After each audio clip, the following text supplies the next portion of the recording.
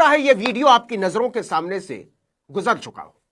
अपने ही पुरखों से मिले जल, जंगल और जमीन पर अख्तियार के लिए तड़पते हुए गरीब आदिवासी लोग और सदियों के इस अख्तियार पर झपट्टा मारने वाली कंपनियों की सेवा में गोली मारने को तैयार पुलिस, सरकार और सिस्टम। लकीर बिल्कुल साफ है। एक तरफ गरीब, बल्कि बेहद गरीब, कमजोर, मजलूम और निहत्थे लोग, और दूसरी तरफ अरबपतियों की जमीन की भूख, उन अरबपतियों के तलवे चाटती सरकार, नेता और उस सरकार के इशारे पर गरीब को कुचल देने पर आमादा कॉरपोरेट और सत्ता का गठजोड़।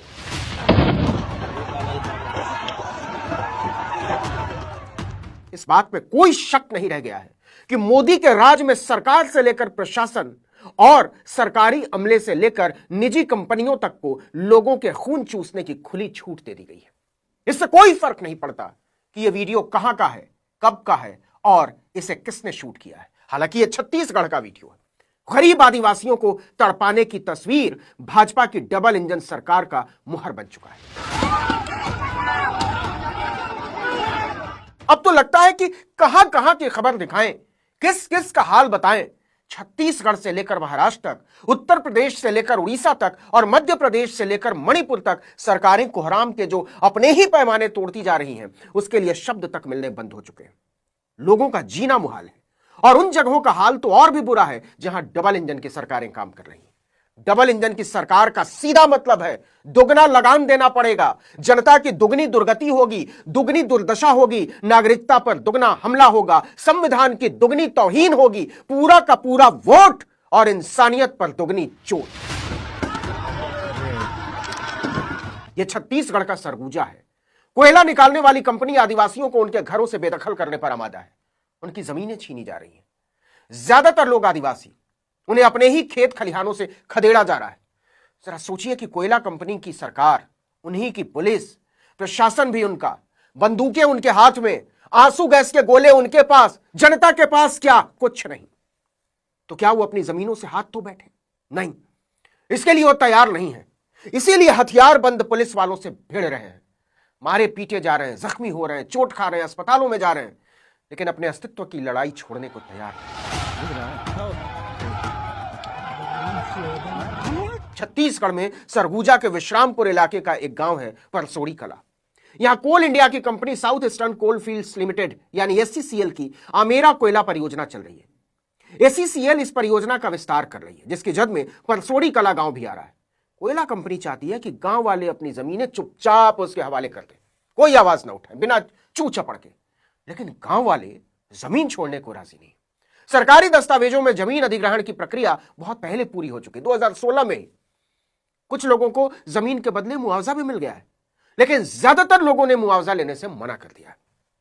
वो कहते हैं कि जमीन देकर हम अपनी आने वाली पीढ़ियों के लिए जीने के सारे रास्ते बंद कर देंगे। मुआवजा का पैसा कब तक काम आएगा? अगर कोयला कंपनी में नौकरी भी मिल गई तो भी गुजारा तो बस इसी पीढ़ी का होगा। हमारी आगे की पीढ़ियों का क्या होगा? गांव वालों का ऐलान है, जो जमीन हमारे पुरखों ने हमें विरासत में दी है उसका सौदा हम नहीं करेंगे। लेकिन कंपनी को यह बर्दाश्त नहीं, सरकार को यह बर्दाश्त नहीं, सिस्टम को यह बर्दाश्त नहीं। गरीब आदिवासी लोग अरबपतियों को ना कैसे कर सकते हैं? वो कोयला निकालकर बाकी सब कुछ राख कर देना चाहती है। गरीब, निहत्थे, बेबस आदिवासियों की उम्मीद भी। इसी की लड़ाई में पुलिस और ग्रामीण पिछले दिनों आमने सामने। हमार दादा ससुर कमाई खाई, बाबा ससुर कमाई खाई, हम ससुर कमाई खाई। अब हमार पारी आएगी, मोर पारी आएगी तो मैं का भेज दो? वो नाती है, मोर बेटा है, वो का भीख मांगे? नहीं, मैं वो सब नहीं चाहता। ये तो रिपोर्ट आई कि 40 पुलिस वाले जख्मी हो गए, लेकिन कितने ग्रामीणों के सिर माथे फूटे, कितनों के पैर हाथ टूटे, कितने घायल हुए और कितने घायल हुए, इसकी रिपोर्ट तक नहीं की गई, या कहिए रिपोर्ट आने नहीं दी गई।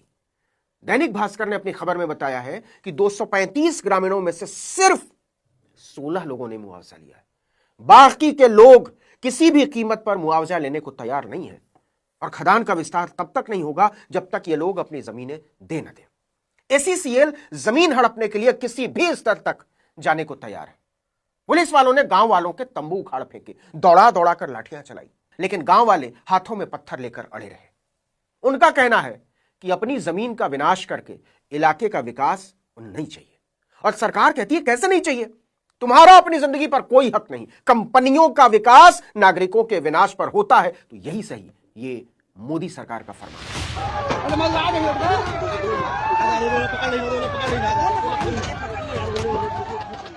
सरगुजा की यह कहानी क्या आपने किसी टीवी चैनल पर देखी? नहीं देखी होगी। सोच कर देखिए, क्या एक लोकतांत्रिक सरकार के पास ऐसी ताकत होनी चाहिए कि वो किसी को भी विकास के नाम पर उनके घर और जमीन से बेदखल कर दे, खासकर तब जब वो लोग गरीब हो?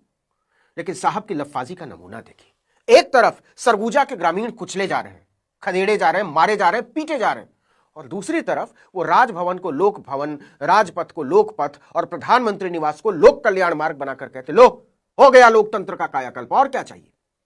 महाराष्ट्र को ही देख लीजिए, वहां भी डबल इंजन की सरकार है, लेकिन लोग हैं कि सरकारी काम में बाधा डाल रहे हैं। जानते हैं कैसे? पेड़ों से लिपट गए हैं।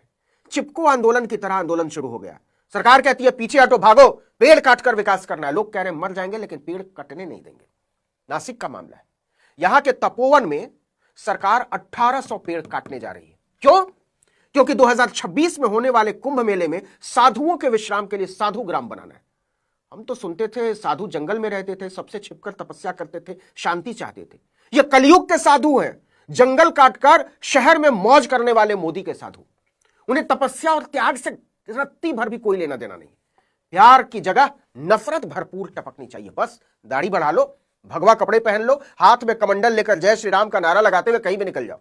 सरकार हेलीकॉप्टर से फूल बरसाएगी, रास्ते से ट्रैफिक हटाएगी, रेल में मुफ्त में यात्रा कराएगी। मोदी के राज में सरकार की प्राथमिकता में उसे चुनने वाले नागरिक नहीं आते हैं, आते हैं तो मठ, मंदिर और संत महंत। लोकतंत्र की पूरी परिभाषा बदल दी है इन्होंने।